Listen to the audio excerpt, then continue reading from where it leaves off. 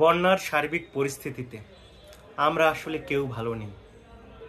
যদিও সরাসরি আমরা বন্যা কবলিত হইনি, কিন্তু নোয়াখালী, ফেনী, কুমিল্লা, হবিগঞ্জ, সিলেট সহ যেসব জেলায় বন্যা হচ্ছে, সেই বন্যার বিভিন্ন ছবি, বিভিন্ন ভিডিও দেখে আমরা আসলে আবেগে উৎকণ্ঠিত হচ্ছি। নিজেদের ঘুমানোর জায়গা থাকলেও ঘুমাতে পারছি না।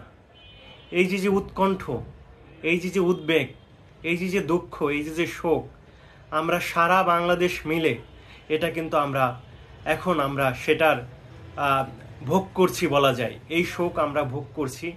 এখন এই শোক কাটিয়ে তোলার জন্য আপনারা যে যেখানে আছেন না কেন, সবাই সাহায্য সহযোগিতার হাত বাড়িয়ে দিন।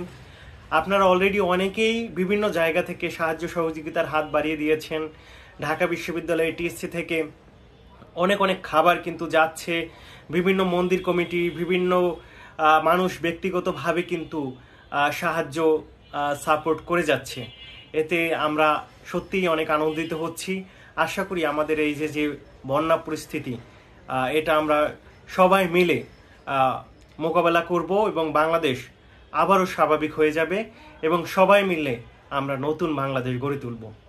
সবাই ভালো থাকুন, সুস্থ থাকুন। আর